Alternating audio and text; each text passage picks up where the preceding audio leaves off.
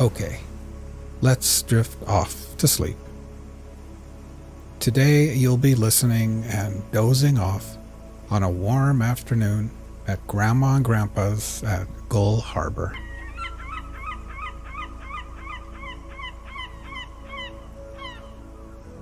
Imagine for a second that you are lying down on a warm futon mattress at one end of a screened-in porch. The porch faces the harbor, the bay, and the ocean on the horizon.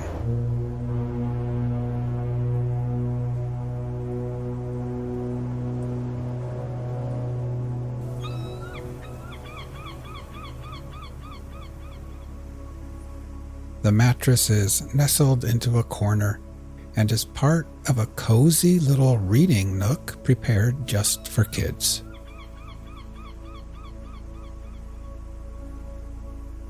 There is a little bookshelf there full of comics, magazines, crosswords, and children's books. There are new books and worn-out books. The Hardy Boys, Nancy Drew, books about dinosaurs and horses and sea life, and all kinds of stories about kids getting into summer adventures together.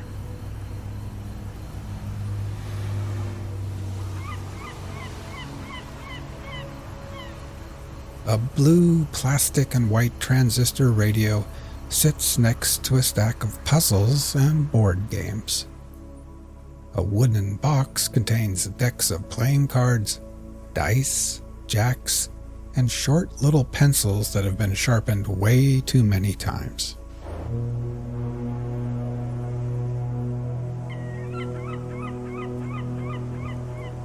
Now, while imagining laying here, let's get nice and relaxed.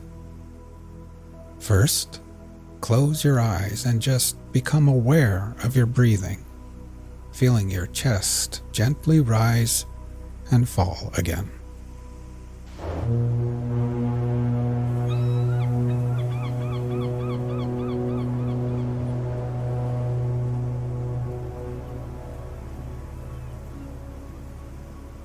Next, we will try taking a few deeper breaths.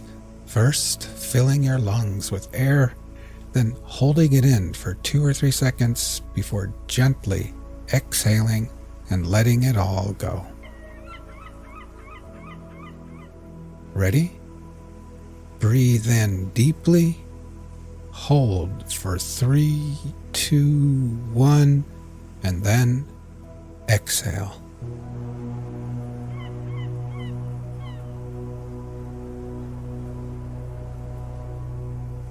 One more time.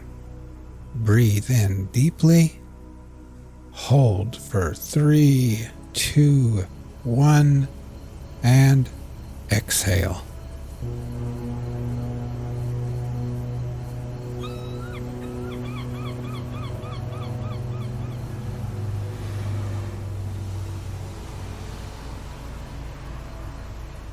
And try thinking to yourself, as I lay here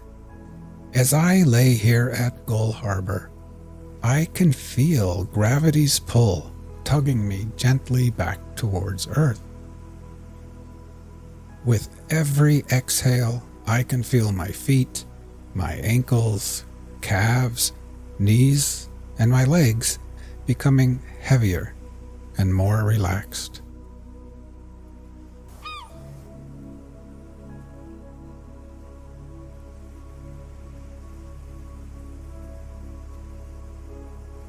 Now you can feel the cool, salty ocean air on your skin. It would almost be too cold if it wasn't for the wonderful afternoon sun shining down on you perfectly. The sunlight splatters through the screens and bathes your tanned legs and arms with a soothing warmth, almost as if Grandma has wrapped you up like a cocoon in one of her quilted blankets.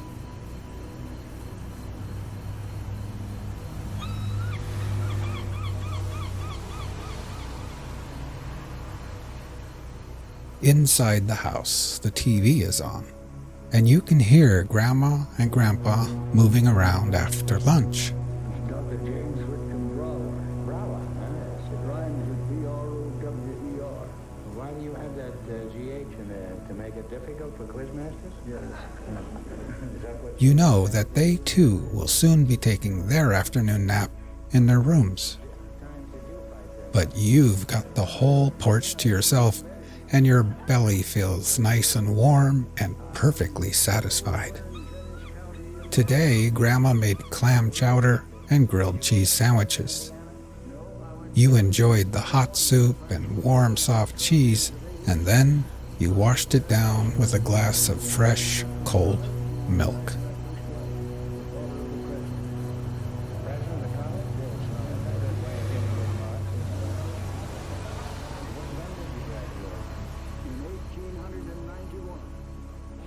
Now, try taking a few more deep breaths.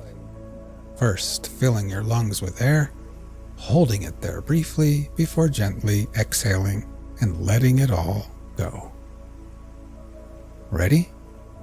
Breathe in deeply, hold for 3, 2, 1, and then exhale.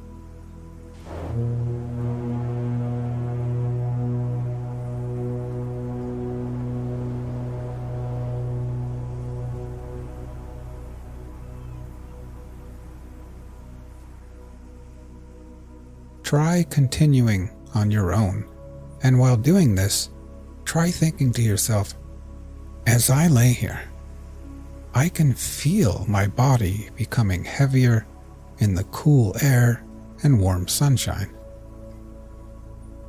With each exhale, I can feel my hands and arms and my torso becoming heavier and heavier and more relaxed.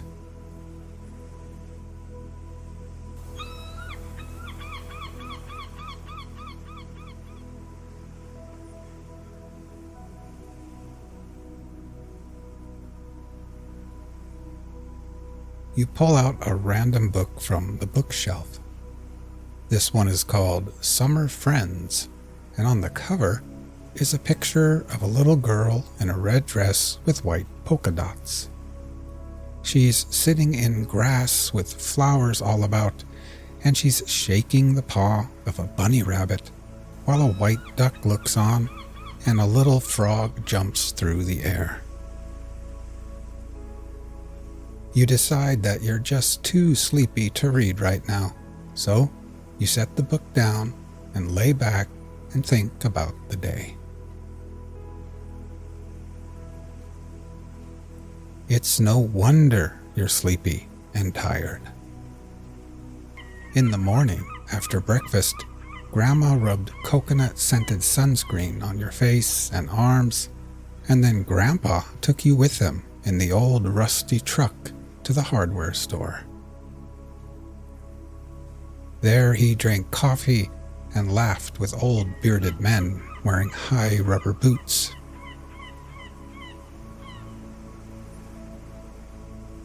Then you went with him to the docks at the harbor, where he showed you the best place to buy fresh clams, crab, and fish.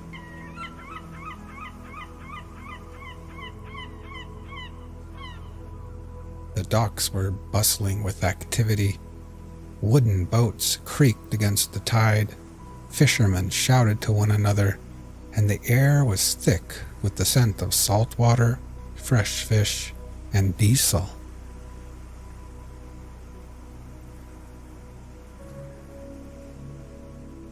As you continue to breathe deeply and then exhale, try thinking to yourself, as I lay here, my whole body feels heavy and relaxed. With every exhale, I can feel gravity pulling me back towards Earth gently. I can feel my head, my shoulders, my neck becoming relaxed and at ease. And my legs are heavy and at peace with gravity's pull. Now my whole body, my legs and feet, my arms and hands, my torso, my head and neck and shoulders, my whole body is completely at peace, relaxed, and at ease.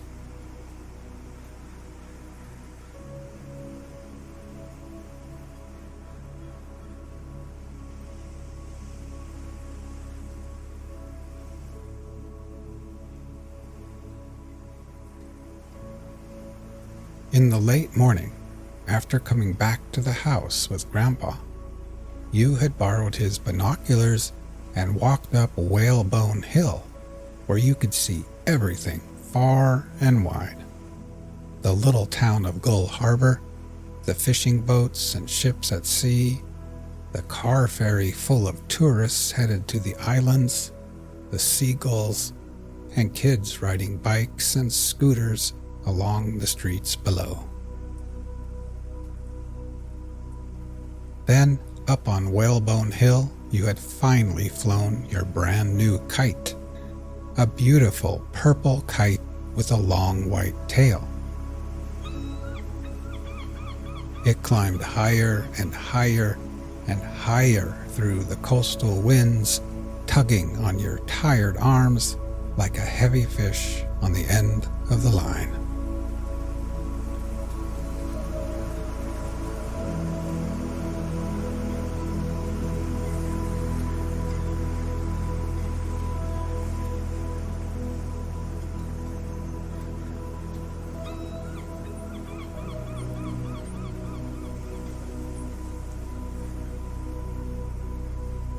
But now, so drowsy, laying under the sun on the porch, after a long morning of adventures in the crisp, fresh coastal air, you pick up the transistor radio and dial into a random station. The Old Manse. From Mosses from an Old Manse by Nathaniel Hawthorne. The author makes the reader acquainted with his... And then you set the radio down, lay back, and close your eyes. Hewn stone, the gate itself having fallen from its hinges at some unknown epoch, we beheld the gray front of the old parsonage, terminating the vista of an avenue of black ash trees. It was now a 12 months since the funeral procession of the venerable clergyman, its last inhabitant, had turned from that gateway towards the village burying ground. The wheel track leading to the door, as well as the whole breadth of the avenue, was almost overgrown with grass, affording dainty mouthfuls to 2 or 3 vagrant cows and an old white horse who had his own living to pick up along the roadside. The glimmering shadows that lay half asleep between the door of the house and the public highway were a kind of spiritual medium, seen through which the edifice had not quite the aspect of belonging to the material world. Certainly it had little in common with those ordinary abodes which stand so imminent upon the road that every passer-by can thrust his head, as it were, into the domestic circle. From these quiet windows the figures of passing travelers looked too remote and dim to disturb the sense of privacy. In its near retirement and accessible seclusion, it was the very spot for the residence of a clergyman, a man not estranged from human life, yet enveloped in the midst of it with a veil woven of intermingled gloom and brightness. It was worthy to have been one of the time-honored parsonages of England, in which, through many generations, a succession of holy occupants pass from youth to age, and bequeath each an inheritance of sanctity to pervade the house and hover over it as with an atmosphere. Nor, in truth, had the Old Manse ever been profaned by a lay occupant until that memorable summer afternoon when I entered it as my home. A priest had built it. A priest had succeeded to it. Other priestly men from time to time had dwelt in it, and children born in its chambers had grown up to assume the priestly character. It was awful to reflect how many sermons must have been written there. The latest inhabitant alone, he by whose translation to paradise the dwelling was left vacant, had penned nearly 3,000 discourses, besides the better, if not the greater number that gushed living from his lips. How often, no doubt, had he paced to and fro along the avenue, attuning his meditations to the sighs and gentle murmurs and deep and solemn peals of the wind among the lofty tops of the trees. In that variety of natural utterances he could find something accordant with every passage of his sermon, were it of tenderness or reverential fear. The boughs over my head seemed shadowy with solemn thoughts, as well as with rustling leaves. I took shame to myself for having been so long a writer of idle stories, and ventured to hope that wisdom would descend upon me with the falling leaves of the avenue, and that I should light upon an intellectual treasure in the Old Manse, well worth those hoards of long-hidden gold which people seek for in moss-grown houses.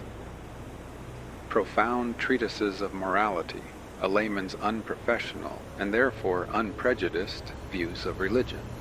Histories, such as Bancroft might have written had he taken up his abode here, as he once purposed, bright with picture, gleaming over a depth of philosophic thought. These were the works that might fitly have flowed from such a retirement. In the humblest event, I resolved at least to achieve a novel that should evolve some deep lesson, and should possess physical substance enough to stand alone. In furtherance of my design, and as if to leave me no pretext for not fulfilling it, there was in the rear of the house the most delightful little nook of a study that ever afforded its snug seclusion to a scholar. It was here that Emerson wrote Nature, for he was then an inhabitant of the manse, and used to watch the Assyrian dawn and Paphian sunset and moonrise from the summit of our eastern hill. When I first saw the room, its walls were blackened with the smoke of unnumbered years, and made still blacker by the grim prints of Puritan ministers that hung around. These worthies looked strangely like bad angels, or at least like men who had wrestled so continually and so sternly with the devil that somewhat of his sooty fierceness had been imparted to their own visages. They had all vanished now. A cheerful coat of paint and golden-tinted paper hangings lighted up the small apartment, while the shadow of a willow tree that swept against the overhanging eaves attempered the cheery western sunshine. In place of the grim prince, there was the sweet and lovely head of one of Raphael's Madonnas, and two pleasant little pictures of the Lake of Como. The only other decorations were a purple vase of flowers, always fresh, and a bronze one containing graceful ferns. My books, few and by no means choice, for they were chiefly such waifs as chance had thrown in my way, stood in order about the room, seldom to be disturbed. The study had 3 windows, set with little old-fashioned panes of glass, each with a crack across it. The 2 on the western side looked, or rather peeped, between the willow branches, down into the orchard, with glimpses of the river through the trees. The 3rd, facing northward, commanded a broader view of the river, at a spot where its hitherto obscure waters gleamed forth into the light of history. It was at this window that the clergyman, who then dwelt in the manse, stood watching the outbreak of a long and deadly struggle between 2 nations. He saw the irregular array of his parishioners on the farther side of the river, and the glittering line of the British on the hither bank. He awaited, in an agony of suspense, the rattle of the musketry. It came, and there needed but a gentle wind to sweep the battle smoke around this quiet house. Perhaps the reader, whom I cannot help considering as my guest in the Old Manse, and entitled to all courtesy in the way of sight showing, perhaps he will choose to take a nearer view of the memorable spot. We stand now on the river's brink. It may well be called the Concord, the river of peace and quietness, for it is certainly the most unexcitable and sluggish stream that ever loitered imperceptibly towards its eternity, the sea. Positively, I had lived 3 weeks beside it before it grew quite clear to my perception which way the current flowed. It never has a vivacious aspect except when a northwestern breeze is vexing its surface on a sunshiny day. From the incurable indolence of its nature, the stream is happily incapable of becoming the slave of human ingenuity, as is the fate of so many a wild, free mountain torrent. While all things else are compelled to subserve some useful purpose, it idles its sluggish life away in lazy liberty, without turning a solitary spindle or affording even water power enough to grind the corn that grows upon its banks. The torpor of its movement allows it nowhere a bright, pebbly shore, nor so much as a narrow strip of glistening sand in any part of its course. It slumbers between broad prairies, kissing the long meadow grass, and bathes the overhanging boughs of elder bushes and willows, or the roots of elms and ash trees and clumps of maples. Flags and rushes grow along its plashy shore. The yellow water lily spreads its broad, flat leaves on the margin, and the fragrant white pond lily abounds, generally selecting a position just so far from the river's brink that it cannot be grasped save at the hazard of plunging in. It is a marvel whence this perfect flower derives its loveliness and perfume, springing as it does from the black mud over which the river sleeps, and where lurk the slimy eel and speckled frog and the mud turtle, whom continual washing cannot cleanse. It is the very same black mud out of which the yellow lily sucks its obscene life and noisome odor. Thus we see, too, in the world that some persons assimilate only what is ugly and evil from the same moral circumstances which supply good and beautiful results, the fragrance of celestial flowers, to the daily life of others. The reader must not, from any testimony of mine, contract a dislike towards our slumbrous stream. In the light of a calm and golden sunset, it becomes lovely beyond expression, the more lovely for the quietude that so well accords with the hour when even the wind, after blustering all day long, usually hushes itself to rest. Each tree and rock and every blade of grass is distinctly imaged, and however unsightly in reality, assumes ideal beauty in the reflection.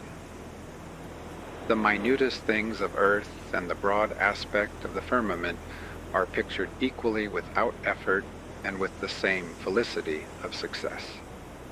All the sky glows downward at our feet. The rich clouds float through the unruffled bosom of the stream, like heavenly thoughts through a peaceful heart. We will not then malign our river as gross and impure, while it can glorify itself with so adequate a picture of the heaven that broods above it. Or, if we remember its tawny hue and the muddiness of its bed, let it be a symbol that the earthiest human soul has an infinite spiritual capacity and may contain the better world within its depths. But indeed, the same lesson might be drawn out of any mud puddle in the streets of a city, and being taught us everywhere, it must be true. Come, we have pursued a somewhat devious track in our walk to the battleground. Here we are at the point where the river was crossed by the old bridge, the possession of which was the immediate object of the contest. On the hither side grow 2 or 3 elms, throwing a wide circumference of shade, but which must have been planted at some period within the 80 years and 10 that have passed since the battle day. On the farther shore, overhung by a clump of elder bushes, we discern the stone abutment of the bridge. Looking down into the river, I once discovered some heavy fragments of the timbers, all green with half a century's growth of water moss, for during that length of time the tramp of horses and human footsteps have ceased along this ancient highway. The stream has here about the breadth of 20 strokes of a swimmer's arm, a space not too wide when the bullets were whistling across. Old people who dwell hereabouts will point out the very spots on the western bank where our countrymen fell down and died, and on this side of the river an obelisk of granite has grown up from the soil that was fertilized with British blood. The monument, not more than 20 feet in height, is such as it befitted the inhabitants of a village to erect in illustration of a matter of local interest rather than what was suitable to commemorate an epoch of national history. Still, by the fathers of the village this famous deed was done, and their descendants might rightfully claim the privilege of building a memorial. A humbler token of the fight, yet a more interesting one than the granite obelisk, may be seen close under the stone wall which separates the battleground from the precincts of the parsonage. It is the grave, marked by a small, moss-grown fragment of stone at the head and another at the foot. The grave of 2 British soldiers who were slain in the skirmish and have ever since slept peacefully where Zechariah Brown and Thomas Davis buried them. Soon was their warfare ended, a weary night march from Boston, a rattling volley of musketry across the river, and then these many years of rest. In the long procession of slain invaders who passed into eternity from the battlefields of the Revolution, these 2 nameless soldiers led the way. Lowell, the poet, as we were once standing over this grave, told me a tradition in reference to one of the inhabitants below. The story has something deeply impressive, though its circumstances cannot altogether be reconciled with probability. A youth in the service of the clergyman happened to be chopping wood that April morning at the back door of the manse, and when the noise of battle rang from side to side of the bridge, he hastened across the intervening field to see what might be going forward. It is rather strange, by the way, that this lad should have been so diligently at work when the whole population of town and country were startled out of their customary business by the advance of the British troops. Be that as it might, the tradition says that the lad now left his task and hurried to the battlefield with the axe still in his hand. The British had by this time retreated, the Americans were in pursuit, and the late scene of strife was thus deserted by both parties. 2 soldiers lay on the ground. One was a corpse, but as the young New Englander drew nigh, the other Briton raised himself painfully upon his hands and knees and gave a ghastly stare into his face. The boy, it must have been a nervous impulse, without purpose, without thought, and betokening a sensitive and impressible nature rather than a hardened one. The boy uplifted his axe and dealt the wounded soldier a fierce and fatal blow upon the head. I could wish that the grave might be opened, for I would fain know whether either of the skeleton soldiers has the mark of an axe in his skull. The story comes home to me like truth. Oftentimes, as an intellectual and moral exercise, I have sought to follow that poor youth through his subsequent career and observe how his soul was tortured by the bloodstain, contracted as it had been before the long custom of war had robbed human life of its sanctity, and while it still seemed murderous to slay a brother man. This one circumstance has borne more fruit for me than all that history tells us of the fight. Many strangers come in the summertime to view the battleground. For my own part, I have never found my imagination much excited by this or any other scene of historic celebrity. Nor would the placid margin of the river have lost any of its charm for me had men never fought and died there. There is a wilder interest in the tract of land, perhaps 100 yards in breadth, which extends between the battlefield and the northern face of our Old Manse, with its contiguous avenue and orchard. Here, in some unknown age before the white man came, stood an Indian village, convenient to the river, whence its inhabitants must have drawn so large a part of their substance. The site is identified by the spear and arrowheads, the chisels and other implements of war, labor, and the chase, which the plow turns up from the soil. You see a splinter of stone half hidden beneath a sod.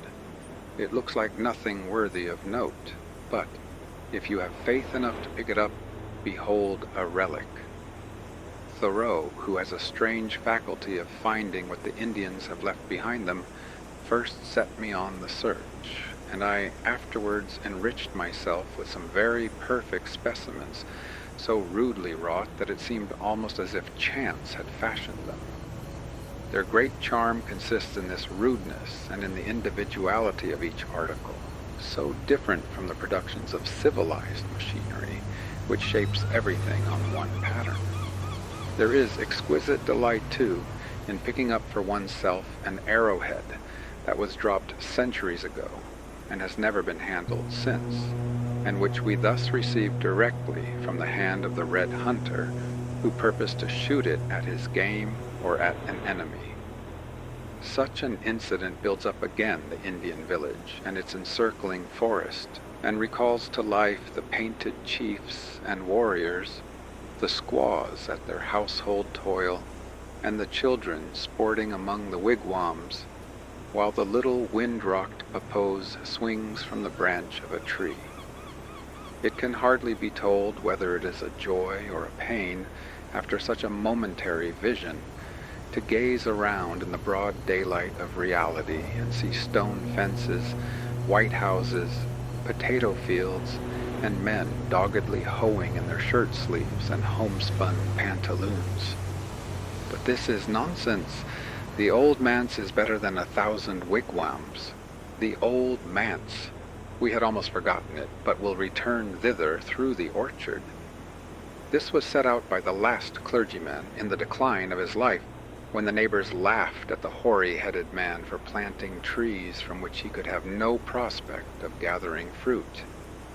Even had that been the case, there was only so much the better motive for planting them in the pure and unselfish hope of benefiting his successors, an end so seldom achieved by more ambitious efforts. But the old minister, before reaching his patriarchal age of 90, ate the apples from this orchard during many years and added silver and gold to his annual stipend by disposing of the superfluity. It is pleasant to think of him walking among the trees in the quiet afternoons of early autumn and picking up here and there a windfall while he observes how heavily the branches are weighed down and computes the number of empty flour barrels that will be filled by their burden. He loved each tree, doubtless, as if it had been his own child. An orchard has a relation to mankind and readily connects itself with matters of the heart. The trees possess a domestic character. They have lost the wild nature of their forest kindred and have grown humanized by receiving the care of man, as well as by contributing to his wants. There is so much individuality of character, too, among apple trees that it gives them all additional claim to be the objects of human interest. One is harsh and crabbed in its manifestations. Another gives us fruit as mild as charity. One is churlish and illiberal, evidently grudging the few apples that it bears. Another exhausts itself in free-hearted benevolence. The variety of grotesque shapes into which apple trees contort themselves has its effect on those who get acquainted with them.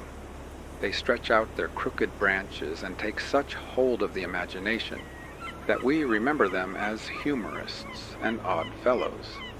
And what is more melancholy than the old apple trees that linger about the spot where once stood a homestead, but where there is now only a ruined chimney, rising out of a grassy and weed-grown cellar? They offer their fruit to every wayfarer, apples that are bitter-sweet, with the moral of time's vicissitude. I have met with no other such pleasant trouble in the world as that of finding myself, with only the 2 or 3 mouths which it was my privilege to feed, the sole inheritor of the old clergyman's wealth of fruits. Throughout the summer there were cherries and currants, and then came autumn, with his immense burden of apples, dropping them continually from his overladen shoulders as he trudged along. In the stillest afternoon, if I listened, the thump of a great apple was audible, falling without a breath of wind from the mere necessity of perfect ripeness. And besides, there were pear trees that flung down bushels upon bushels of heavy pears, and peach trees, which in a good year tormented me with peaches, neither to be eaten nor kept, nor without labor and perplexity to be given away. The idea of an infinite generosity and exhaustless bounty on the part of our Mother Nature was well worth obtaining through such cares as these. That feeling can be enjoyed in perfection only by the natives of summer islands, where the breadfruit, the cocoa, the palm, and the orange grow spontaneously and hold forth the ever-ready meal. But likewise, almost as well by a man long habituated to city life, who plunges into such a solitude as that of the Old Manse, where he plucks the fruit of trees that he did not plant, and which therefore, to my heterodox taste, bear the closest resemblance to those that grew in Eden. It has been an apothegm these 5,000 years that toil sweetens the bread it earns. For my part, speaking from hard experience acquired while belaboring the rugged furrows of Brook Farm, I relish best the free gifts of Providence. Not that it can be disputed that the light toil requisite to cultivate a moderately sized garden imparts such zest to kitchen vegetables as is never found in those of the market gardener. Childless men, if they would know something of the bliss of paternity, should plant a seed, be it squash, bean, Indian corn, or perhaps a mere flower or worthless weed, should plant it with their own hands, and nurse it from infancy to maturity altogether by their own care. If there be not too many of them, each individual plant becomes an object of separate interest.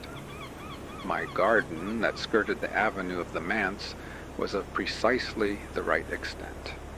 An hour or two of morning labor was all that it required, but I used to visit and revisit it a dozen times a day, and stand in deep contemplation over my vegetable progeny with a love that nobody could share or conceive of who had never taken part in the process of creation.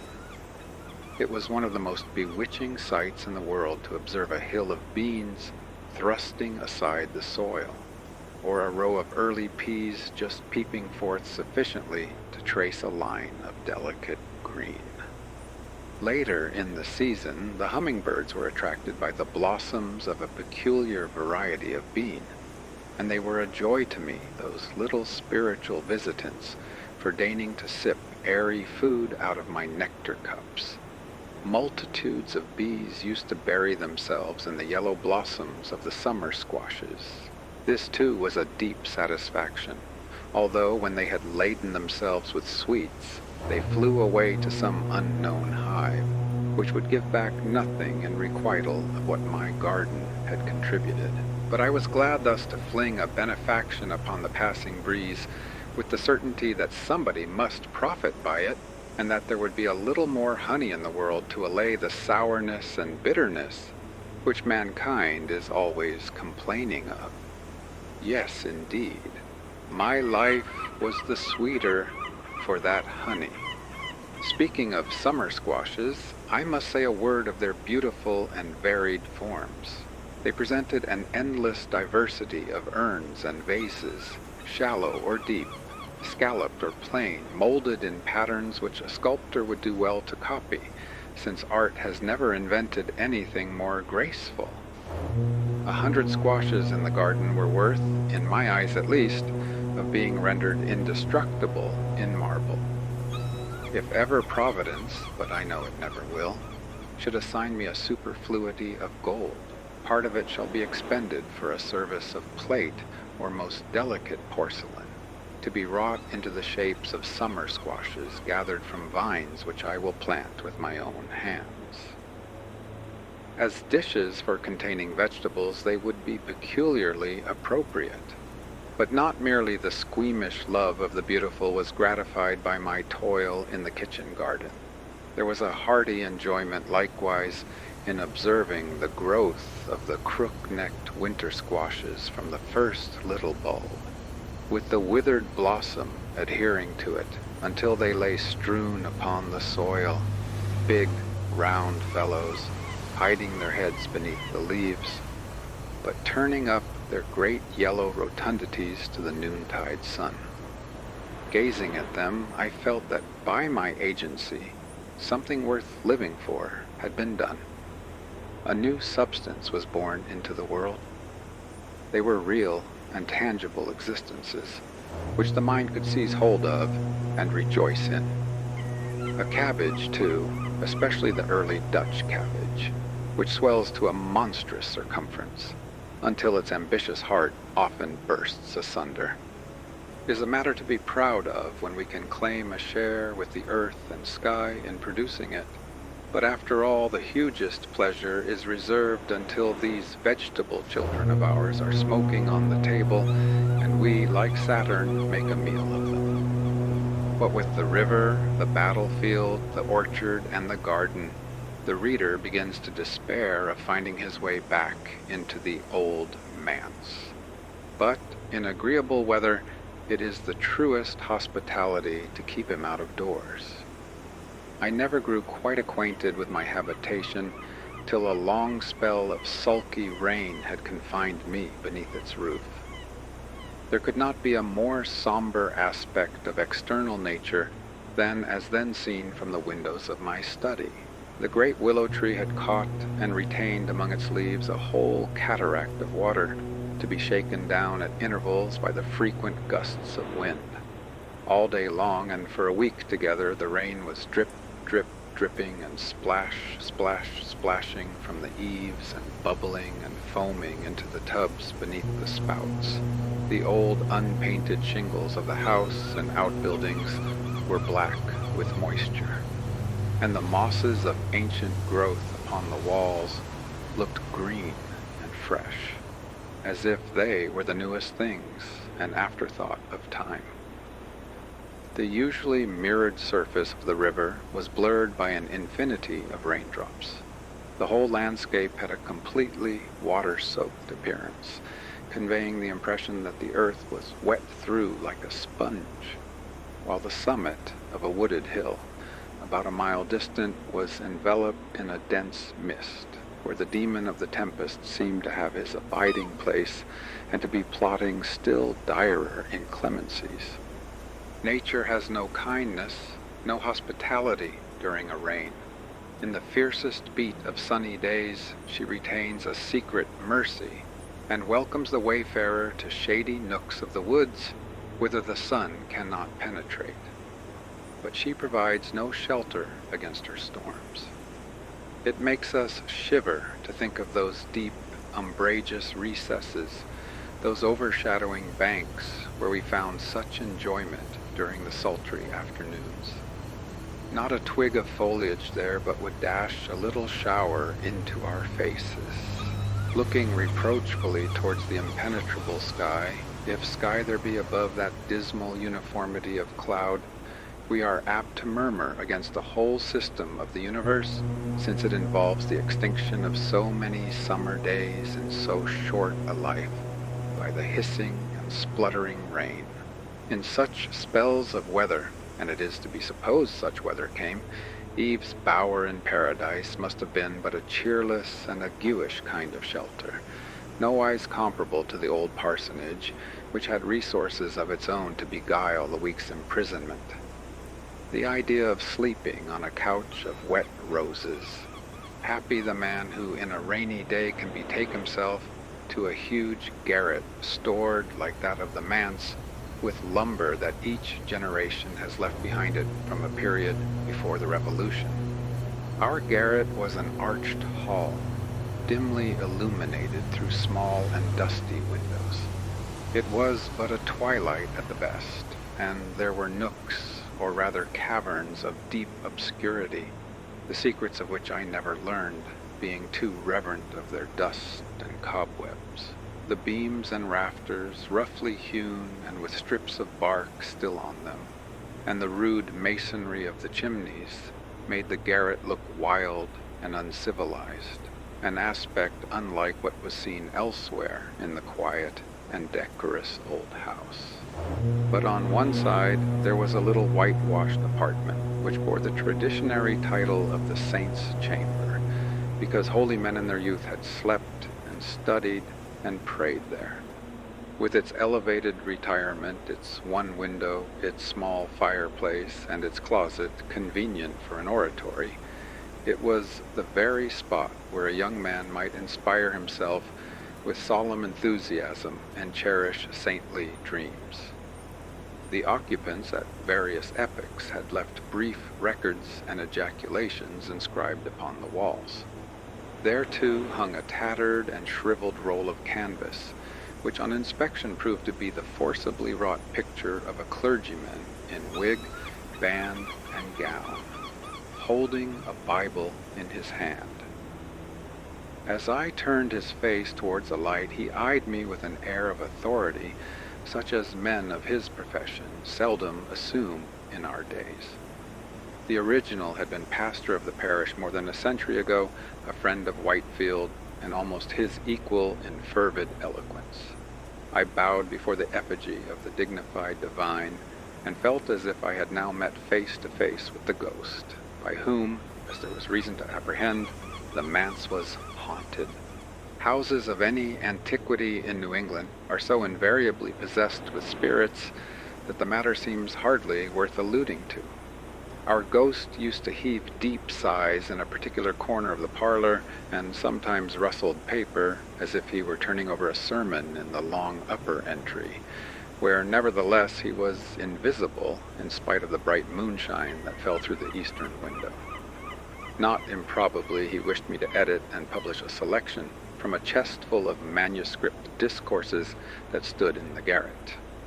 Once, while Hillard and other friends sat talking with us in the twilight, there came a rustling noise as of a minister's silk gown sweeping through the very midst of the company, so closely as almost to brush against the chairs.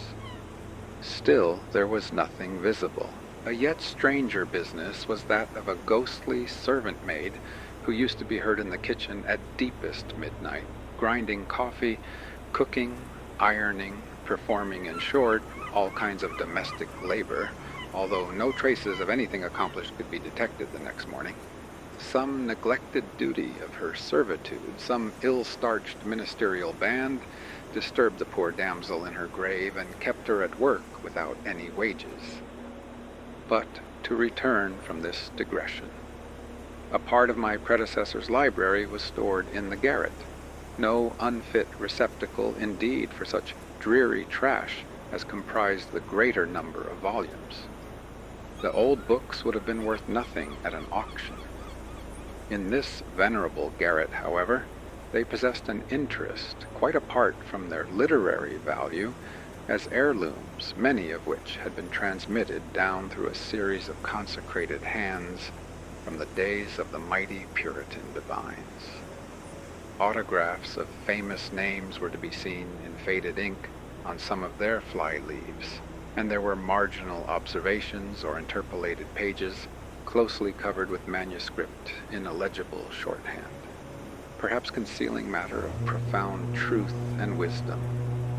The world will never be the better for it. A few of the books were Latin folios, written by Catholic authors. Others demolished papistry as with a sledgehammer in plain English. A dissertation on the book of Job, which only Job himself could have had patience to read, filled at least a score of small, thick-set quartos at the rate of 2 or 3 volumes to a chapter. Then there was a vast folio body of divinity, too corpulent a body, it might be feared, to comprehend the spiritual element of religion. Volumes of this form dated back 200 years or more, and were generally bound in black leather, exhibiting precisely such an appearance as we should attribute to books of enchantment. Others, equally antique, were of a size proper to be carried in the large waistcoat pockets of old times, diminutive but as black as their bulkier brethren, and abundantly interfused with Greek and Latin quotations. These little old volumes impressed me as if they had been intended for very large ones, but had been unfortunately blighted at an early stage of their growth. The rain pattered upon the roof, and the sky gloomed through the dusty garret windows, while I burrowed among these venerable books in search of any living thought which should burn like a coal of fire, or glow like an inextinguishable gem beneath the dead trumpery that had long hidden it. But I found no such treasure. All was dead alike, and I could not but muse deeply and wonderingly upon the humiliating fact that the works of man's intellect decay like those of his hands. Thought grows moldy. What was good and nourishing food for the spirits of one generation affords no sustenance for the next. Books of religion, however, cannot be considered a fair test of the enduring and vivacious properties of human thought, because such books so seldom really touch upon their ostensible subject, and have therefore so little business to be written at all.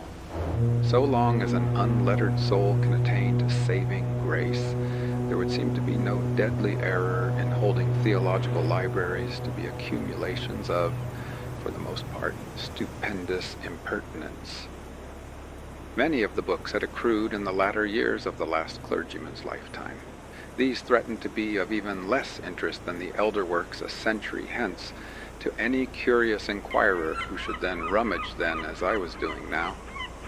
Volumes of the Liberal Preacher and Christian Examiner, occasional sermons, controversial pamphlets, tracts, and other productions of a like fugitive nature took the place of the thick and heavy volumes of past time. In a physical point of view, there was much the same difference as between a feather and a lump of lead, but intellectually regarded, the specific gravity of old and new was about upon a par. Both also were alike frigid. The elder books nevertheless seemed to have been earnestly written, and might be conceived to have possessed warmth at some former period, although with the lapse of time, the heated masses had cooled down even to the freezing point. The frigidity of the modern productions, on the other hand, was characteristic and inherent, and evidently had little to do with the writer's qualities of mind and heart. In fine, of this whole dusty heap of literature, I tossed aside all the sacred part, and felt myself nonetheless a Christian for eschewing it.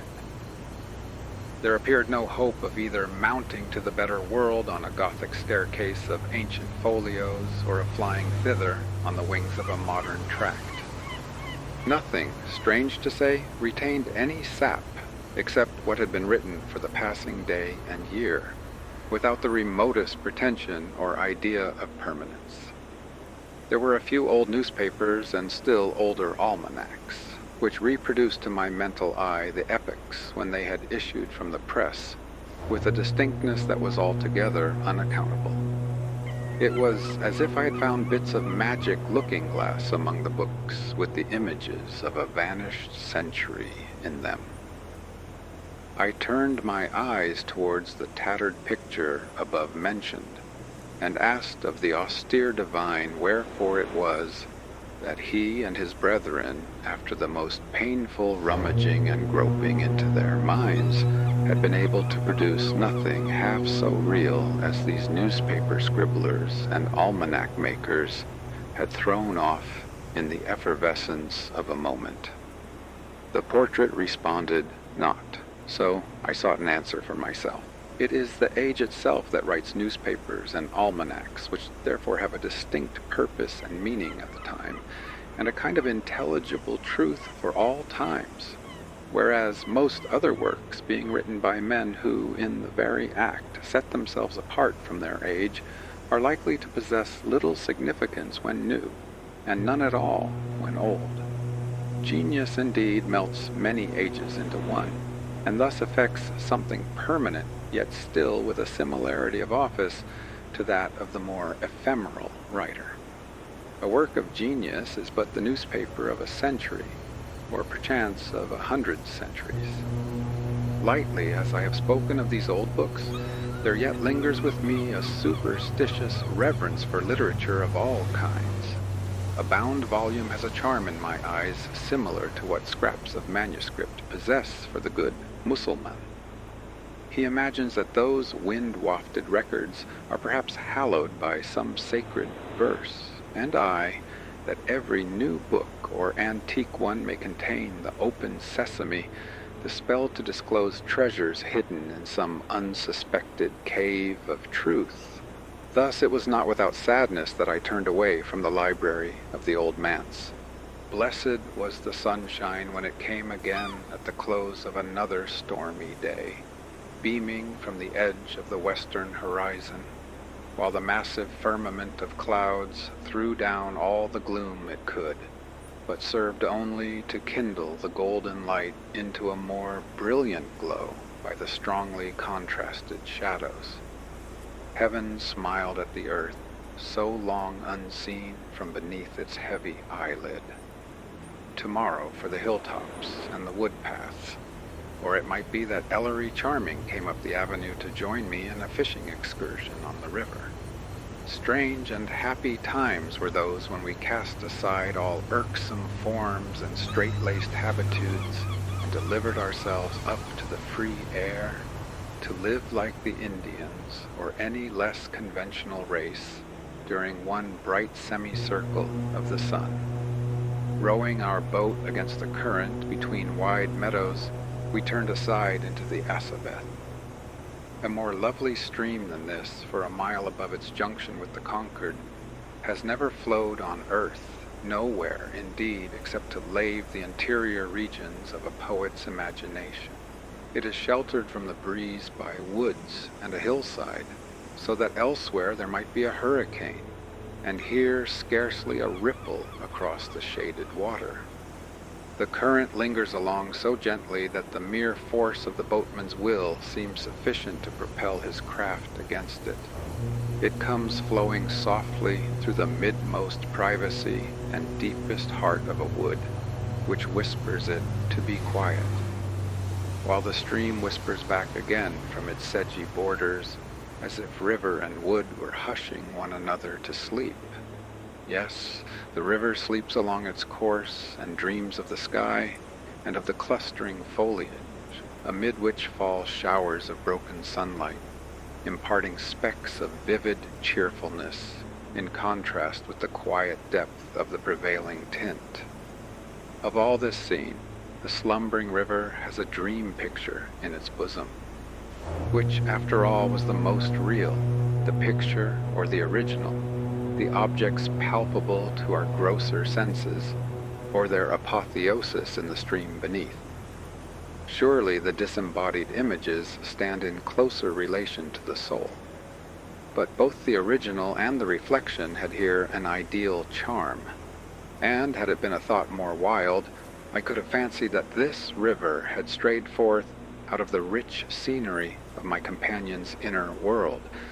Only the vegetation along its banks should then have had an oriental character. Gentle and unobtrusive as the river is, yet the tranquil woods seem hardly satisfied to allow it passage. The trees are rooted on the very verge of the water and dip their pendant branches into it. At one spot there is a lofty bank on the slope of which grow some hemlocks, declining across the stream with outstretched arms, as if resolute to take the plunge. In other places the banks are almost on a level with the water, so that the quiet congregation of trees set their feet in the flood and are fringed with foliage down to the surface. Cardinal flowers kindle their spiral flames and illuminate the dark nooks among the shrubbery.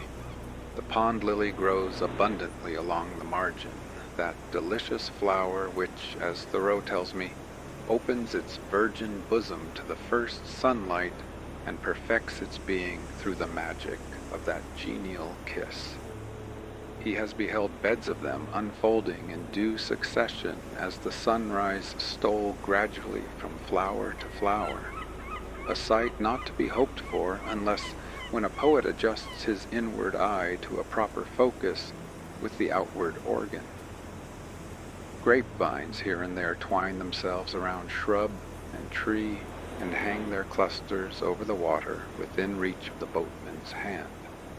Oftentimes they unite two trees of alien race in an inextricable twine, marrying the hemlock and the maple against their will, and enriching them with a purple offspring of which neither is the parent.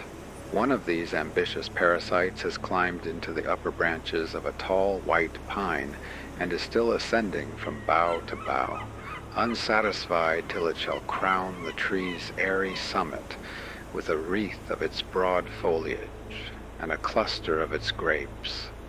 The winding course of the stream continually shut out the scene behind us and revealed as calm and lovely a one before. We glided from depth to depth and breathed new seclusion at every turn. The shy kingfisher flew from the withered branch close at hand to another at a distance, uttering a shrill cry of anger or alarm. Ducks that had been floating there since the preceding eve were startled at our approach and skimmed along the glassy river, breaking its dark surface with a bright streak. The pickerel leaped from among the lily pads, the turtle, sunning itself upon a rock or at the root of a tree, slid suddenly into the water with a plunge. The painted Indian who paddled his canoe along the Assabeth 300 years ago could hardly have seen a wilder gentleness displayed upon its banks and reflected in its bosom than we did, nor could the same Indian have prepared his noontide meal with more simplicity. We drew up our skiff at some point where the overarching shade formed a natural bower, and there kindled a fire with the pine cones and decayed branches that lay strewn plentifully around. Soon the smoke ascended among the trees, impregnated with a savory incense, not heavy, dull, and surfeiting, like the steam of cookery within doors, but sprightly and piquant. The smell of our feast was akin to the woodland odors with which it mingled. There was no sacrilege committed by our intrusion there. The sacred solitude was hospitable and granted us free leave to cook and eat in the recess that was at once our kitchen and banqueting hall. It is strange what humble offices may be performed in a beautiful scene without destroying its poetry. Our fire red gleaming among the trees, and we beside it, busied with culinary rites and spreading out our meal on a moss-grown log, all seemed in unison with the river gliding by and the foliage rustling over us. And, what was strangest, neither did our mirth seem to disturb the propriety of the solemn woods, although the hobgoblins of the old wilderness and the will-o'-the-wisps that glimmered in the marshy places might have come trooping to share our table talk and have added their shrill laughter to our merriment. It was the very spot in which to utter the extremest nonsense or the profoundest wisdom, or that ethereal product of the mind which partakes of both and may become one or the other in correspondence with the faith and insight of the auditor. So, amid sunshine and shadow, rustling leaves and sighing waters, up gushed our talk like the babble of a fountain. The evanescent spray was Ellery's, and his too, the lumps of golden thought that lay glimmering in the fountain's bed, and brightened both our faces by the reflection. Could he have drawn out that virgin gold and stamped it with the mint mark that alone gives currency, the world might have had the profit and he the fame. My mind was the richer merely by the knowledge that it was there, but the chief profit of those wild days to him and me lay not in any definite idea, not in any angular or rounded truth, which we dug out of the shapeless mass of problematical stuff, but in the freedom which we thereby won from all custom and conventionalism and fettering influences of man on man. We were so free today that it was impossible to be slaves again tomorrow. When we crossed the threshold of the house or trod the thronged pavements of a city, still the leaves of the trees that overhang the Asabeth were whispering to us, "Be free, be free." Therefore, along that shady riverbank there are spots marked with a heap of ashes and half-consumed brands, only less sacred in my remembrance than the hearth of a household fire. And yet, how sweet as we floated homeward adown the golden river at sunset. How sweet was it to return within the system of human society, not as to a dungeon and a chain, but as to a stately edifice, whence we could go forth at will into state. Her simplicity, how gently too did the sight of the Old Manse, best seen from the river, overshadowed with its willow, and all environed about with the foliage of its orchard and avenue, how gently did its gray, homely aspect rebuke the speculative extravagances of the day. It had grown sacred in connection with the artificial life against which we invade. It had been a home for many years, in spite of all. It was my home too. And with these thoughts, it seemed to me that all the artifice and conventionalism of life was but an impalpable thinness upon its surface, and that the depth below was none the worse for it. Once, as we turned our boat to the bank, there was a cloud in the shape of an immensely gigantic figure of a hound, couched above the house, as if keeping guard over it. Gazing at this symbol, I prayed that the upper influences might long protect the institutions that had grown out of the heart of mankind. If ever my readers should decide to give up civilized life, cities, houses, and whatever moral or material enormities in addition to these the perverted ingenuity of our race has contrived, let it be in the early autumn. Then nature will love him better than at any other season, and will take him to her bosom with a more motherly tenderness. I could scarcely endure the roof of the old house above me in those first autumnal days. How early in the summer, too, the prophecy of autumn comes. Earlier in some years than in others, sometimes even in the first weeks of July. There is no other feeling like what is caused by this faint, doubtful, yet real perception, if it be not rather a foreboding of the year's decay, so blessedly sweet and sad in the same breath. Did I say that there was no feeling like it? Ah, but there is a half-acknowledged melancholy like to this, when we stand in the perfected vigor of our life, and feel that time has now given us all his flowers, and that the next work of his never idle fingers must be to steal them one by one away. I have forgotten whether the song of the cricket be not as early a token of autumn's approach as any other, that song which may be called an audible stillness, for though very loud and heard afar, yet the mind does not take note of it as a sound, so completely is its individual existence merged among the accompanying characteristics of the season. Alas for the pleasant summer time. In August, the grass is still verdant on the hills and in the valleys. The foliage of the trees is as dense as ever and as green. The flowers gleam forth in richer abundance along the margin of the river and by the stone walls and deep among the woods. The days, too, are as fervid now as they were a month ago. And yet, in every breath of wind and in every beam of sunshine, we hear the whispered farewell and behold the parting smile of a dear friend. There is a coolness amid all the heat, a mildness in the blazing noon. Not a breeze can stir, but it thrills us with the breath of autumn. A pensive glory is seen in the far golden gleams among the shadows of the trees.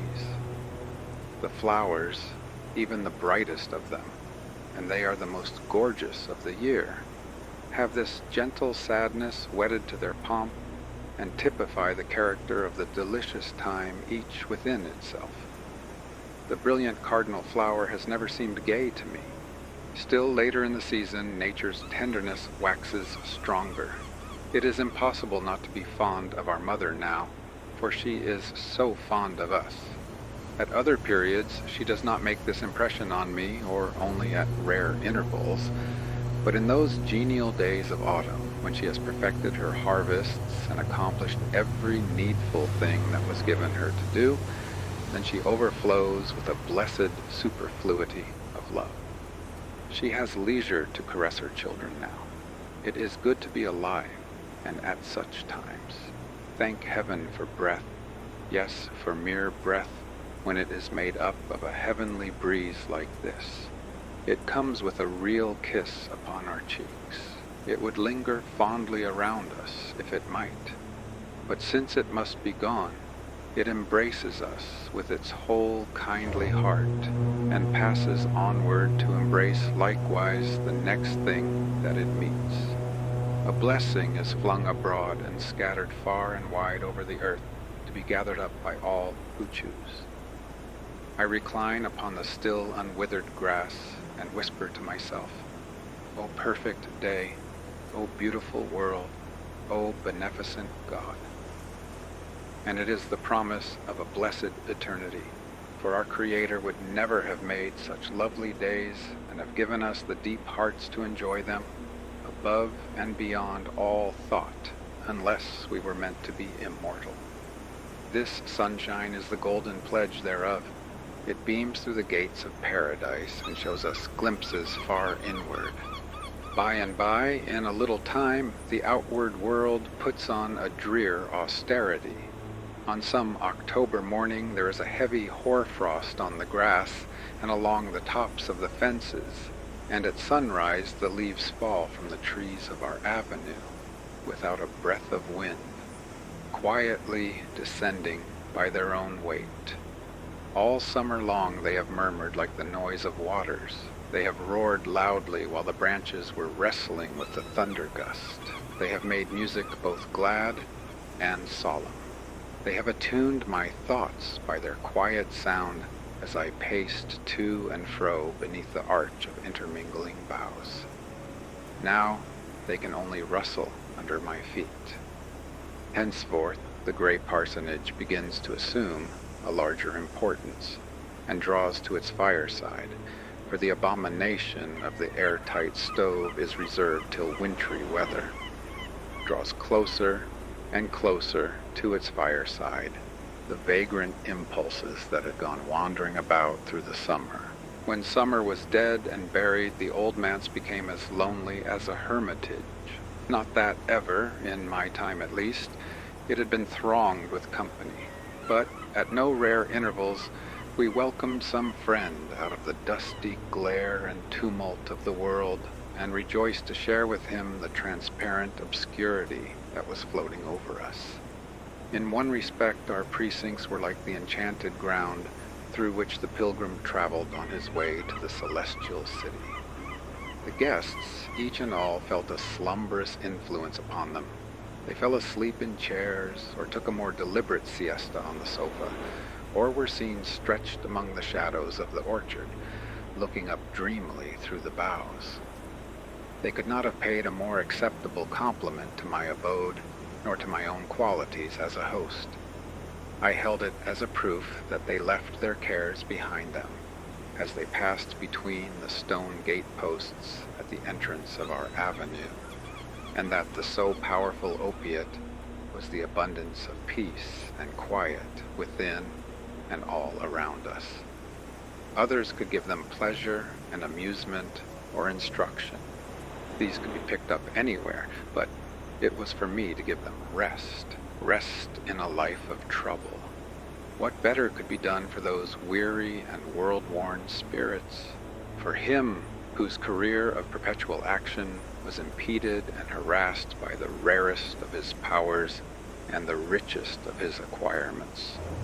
for another who had thrown his ardent heart from earliest youth into the strife of politics, and now, perchance, began to suspect that one lifetime is too brief for the accomplishment of any lofty aim. For her oil, whose feminine nature had been imposed the heavy gift of intellectual power, such as a strong man might have staggered under, and with it the necessity to act upon the world. In a word, not to multiply instances, what better could be done for anybody who came within our magic circle than to throw the spell of a tranquil spirit over him? And when it had wrought its full effect, then we dismissed him, with but misty reminiscences, as if he had been dreaming of us. Were I to adopt a pet idea, as so many people do, and fondle it in my embraces to the exclusion of all others, it would be that the great want which mankind labors under at this present period is sleep. The world should recline its vast head on the first convenient pillow and take an age-long nap. It has gone distracted through a morbid activity, and, while preternaturally wide awake, is nevertheless tormented by visions that seem real to it now, but would assume their true aspect and character were all things once set right by an interval of sound repose.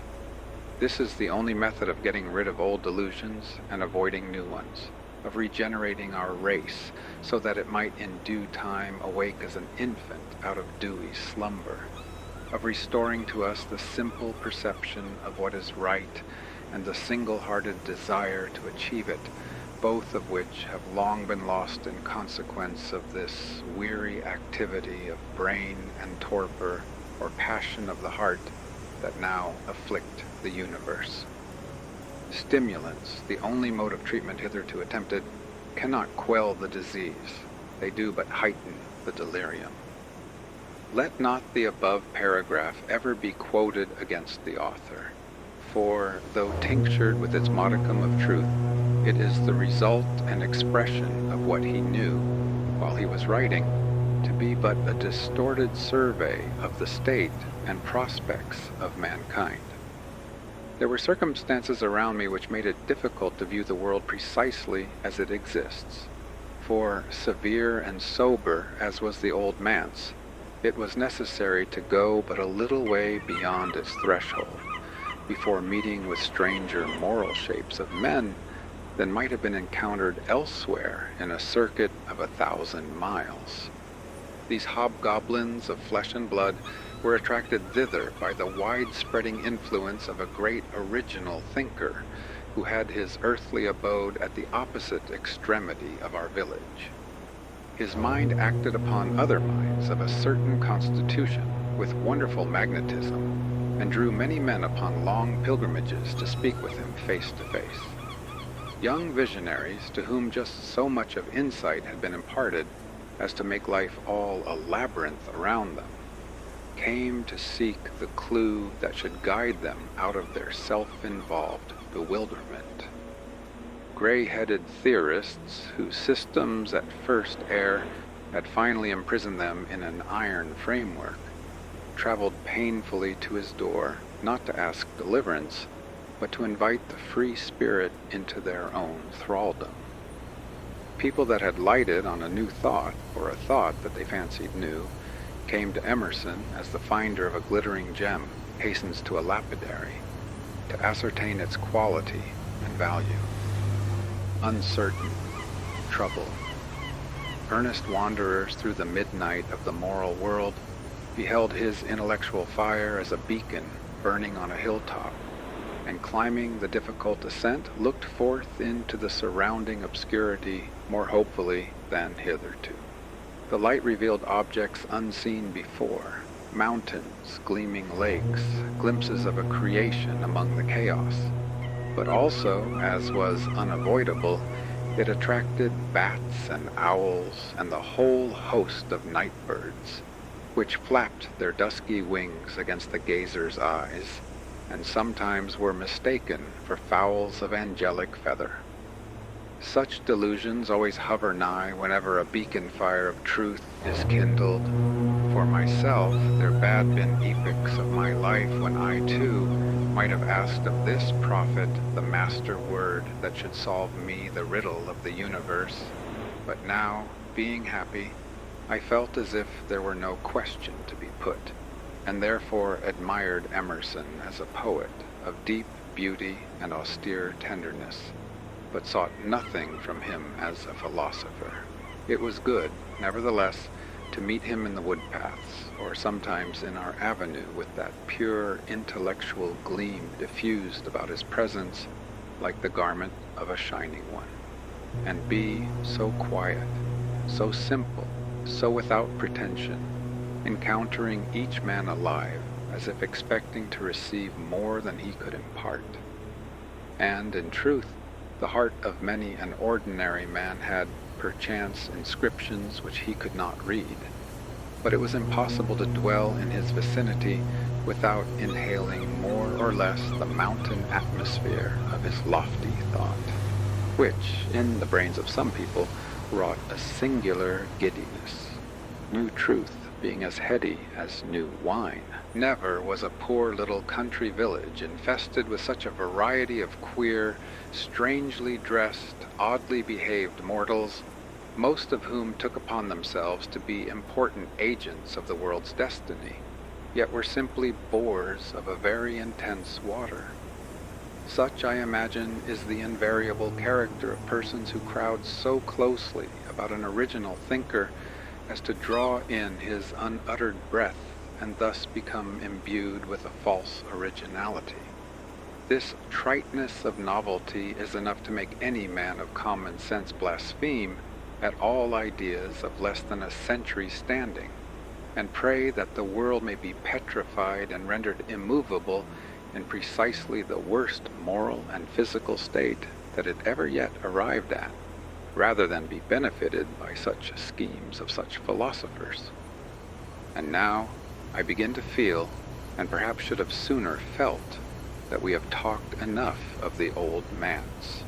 Mine honored reader, it may be, will vilify the poor author as an egotist for babbling through so many pages about a moss-grown country parsonage and his life within its walls, and on the river, and in the woods, and the influences that wrought upon him from all these sources. My conscience, however, does not reproach me with betraying anything too sacredly individual to be revealed by a human spirit to its brother or sister spirit. How narrow, how shallow and scanty, too, is the stream of thought that has been flowing from my pen, compared with the broad tide of dim emotions, ideas, and associations which swell around me from that portion of my existence.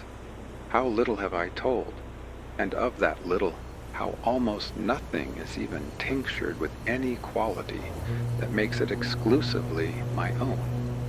Has the reader gone wandering hand in hand with me through the inner passages of my being? And have we groped together into all its chambers and examined their treasures or their rubbish? Not so. We have been standing on the greensward, but just within the cavern's mouth, where the common sunshine is free to penetrate, and where every footstep is therefore free to come. I have appealed to no sentiment or sensibilities save such as are diffused among us all.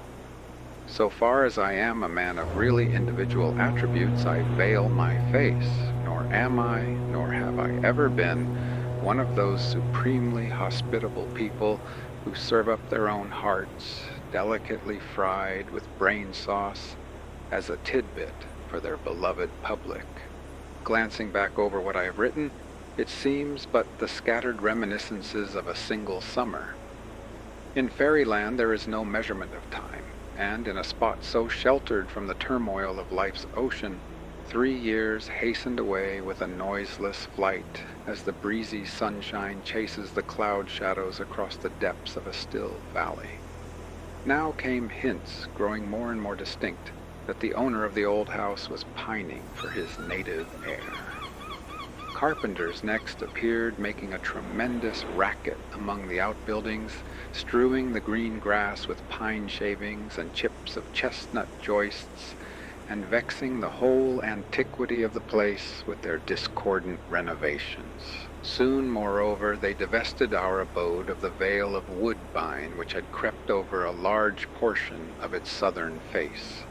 All the aged mosses were cleared unsparingly away, and there were horrible whispers about brushing up the external walls with a coat of paint, a purpose as little to my taste as might be that of rouging the venerable cheeks of one's grandmother. But the hand that renovates is always more sacrilegious than that which destroys. In fine, we gathered up our household goods, drank a farewell cup of tea in our pleasant little breakfast room. Delicately fragrant tea, an unpurchasable luxury, one of the many angel gifts that have fallen like dew upon us, and passed forth between the tall stone gate-posts as uncertain as the wandering Arabs where our tent might next be pitched. Providence took me by the hand, and an oddity of dispensation which I trust there is no irreverence in smiling at, has led me, as the newspapers announce while I am writing, from the Old Manse into a custom house. As a storyteller, I have often contrived strange vicissitudes for my imaginary personages, but none like this. The treasure of intellectual gold, which I hoped to find in our secluded dwelling, had never come to light. No profound treatise of ethics, no philosophic history, no novel even, that could stand unsupported on its edges. All that I had to show, as a man of letters, were these few tales and essays which had blossomed out like flowers in the calm summer of my heart and mind. Save editing, an easy task, the journal of my friend of many years, the African cruiser, I had done nothing else. With these idle weeds and withering blossoms, I have intermixed some that were produced long ago, old faded things, reminding me of flowers pressed between the leaves of a book, and now offer the bouquet, such as it is, to any whom it may please. These fitful sketches, with so little of external life about them, yet claiming no profundity of purpose, so reserved even while they sometimes seem so frank, often but half in earnest, and never, even when most so, expressing satisfactorily the thoughts which they profess to image. Such trifles, I truly feel, afford no solid basis for a literary reputation. Nevertheless, the public, if my limited number of readers, whom I venture to regard rather as a circle of friends, may be termed a public, will receive them the more kindly as the last offering, the last collection of this nature which it is my purpose ever to put forth. Unless I could do better, I have done enough in this kind.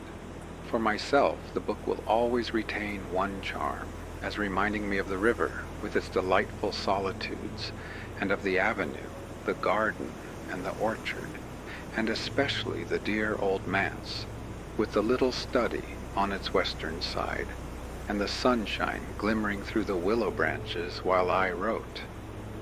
Let the reader, if he will do me so much honor, imagine himself my guest, and that, having seen whatever may be worthy of notice within and about the Old Manse, he has finally been ushered into my study.